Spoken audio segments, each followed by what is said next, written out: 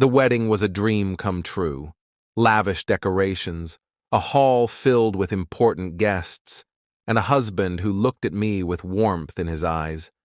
I had never imagined I would marry into such wealth, yet here I was, Mrs. Eleanor Sterling, wife of Lucas Sterling, heir to the Sterling fortune. I was just a simple woman from a middle-class background, and my love story had felt like a fairy tale.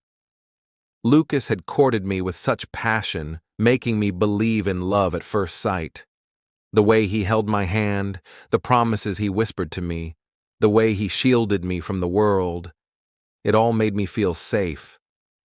But sometimes, even the grandest dreams hide the deepest secrets, and I had no idea what I had truly walked into. The honeymoon was brief, but sweet. We traveled to an exclusive private island where Lucas ensured I had everything I could ever desire. The way he looked at me with admiration made my heart soar. Yet, at times, I felt something off.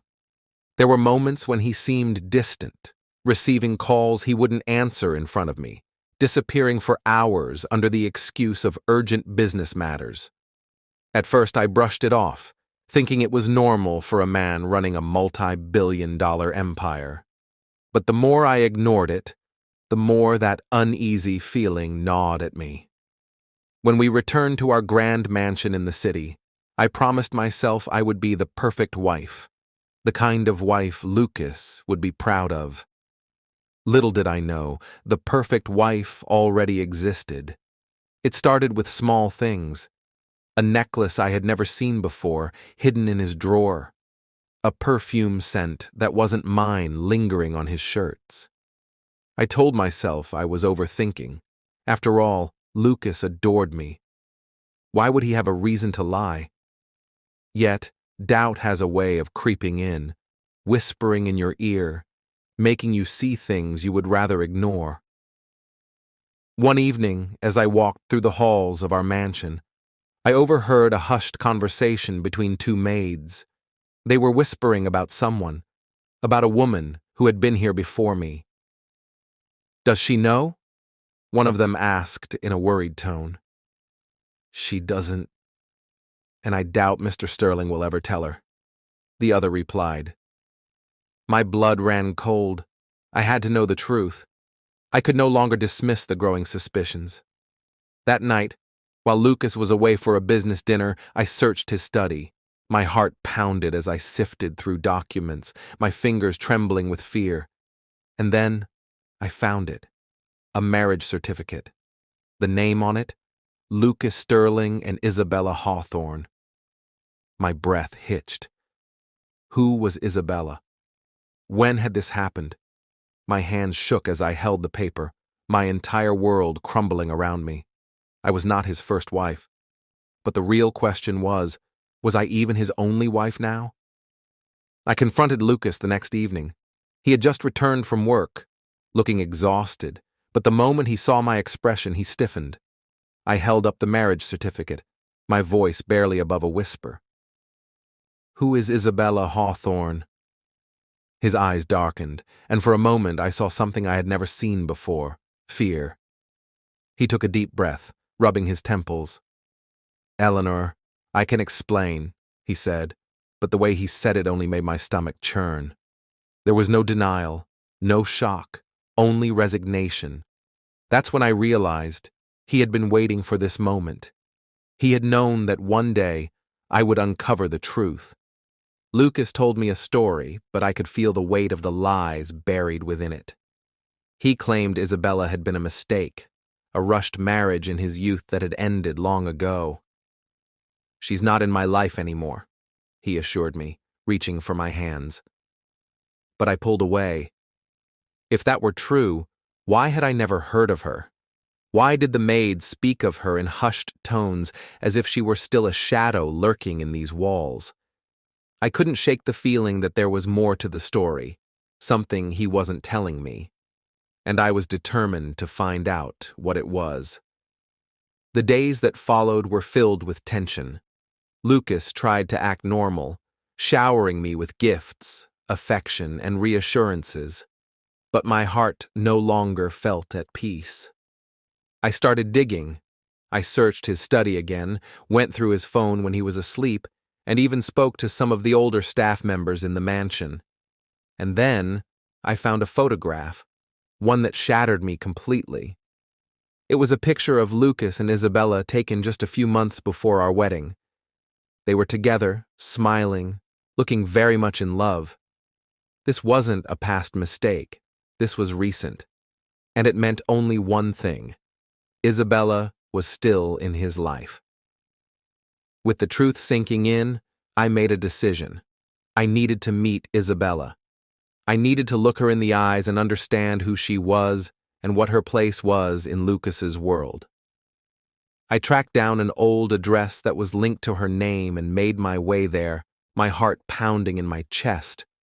When I knocked on the door, I was expecting a woman scorned, perhaps someone who had been abandoned.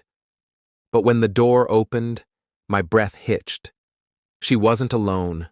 Standing beside her was a little boy, a child with Lucas's deep blue eyes. My vision blurred and my hands went cold. "Who are you?" Isabella asked, confusion evident in her expression. I swallowed hard, my voice barely a whisper. "I'm Eleanor, Lucas Sterling's wife." For a moment, there was silence. Then, Isabella let out a bitter laugh. "His wife?" she repeated, shaking her head. "That's funny because I am his wife. And this..." She gestured toward the child. "This is his son."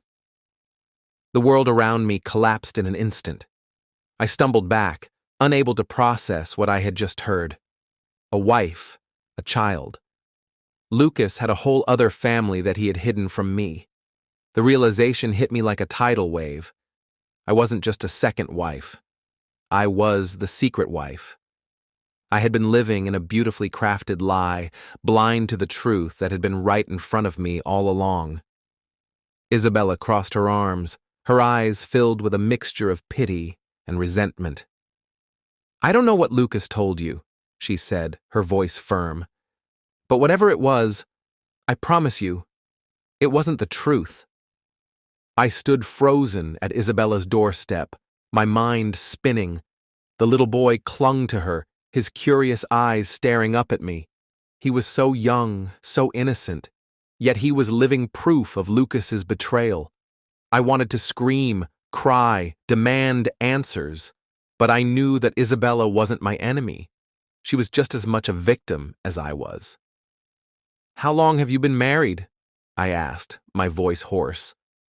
Isabella sighed, stepping aside and gesturing for me to come in. I hesitated, but eventually followed. Inside, the home was warm, lived in, filled with pictures of her, Lucas, and their son. It wasn't just a past mistake. This was a real, ongoing marriage. Isabella sat across from me, her expression unreadable. "Lucas and I have been married for 6 years," she said. "I met him before he took over his family's business. We had our struggles, but we built a life together.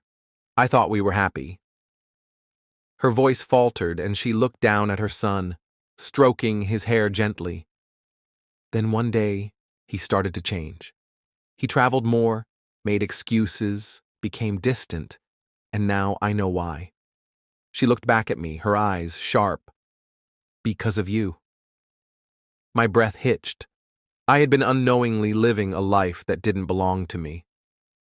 "I didn't know," I whispered. "He never told me." Isabella let out a bitter laugh. "Of course he didn't. Lucas is good at keeping secrets."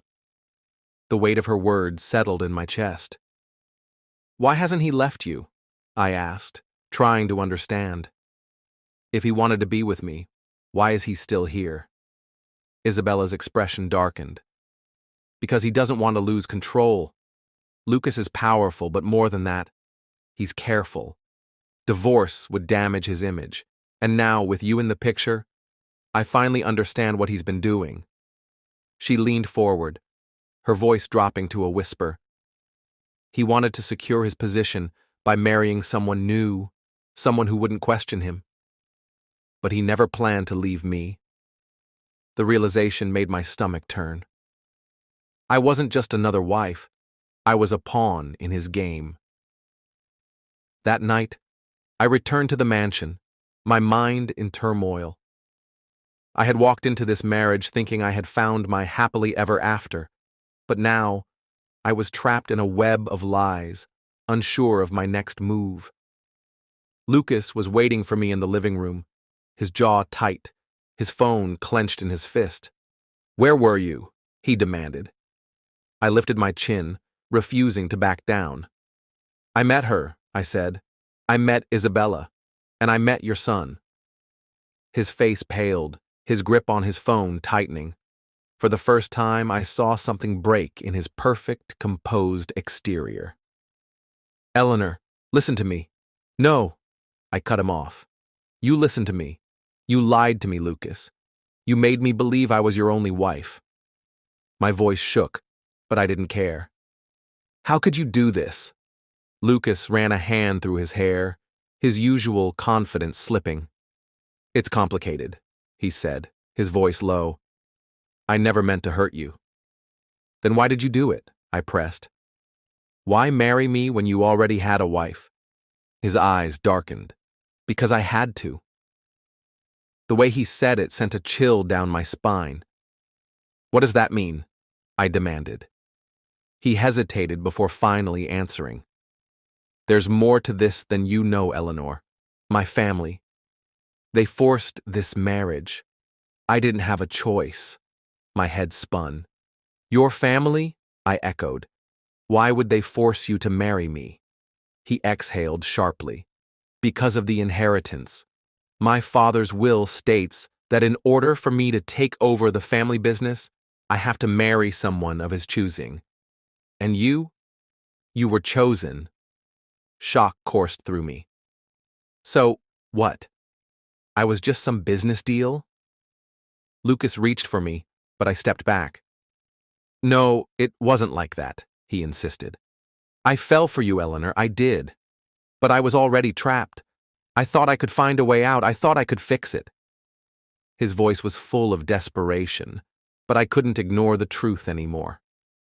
"You used me," I whispered. "You tricked me into believing this marriage was real."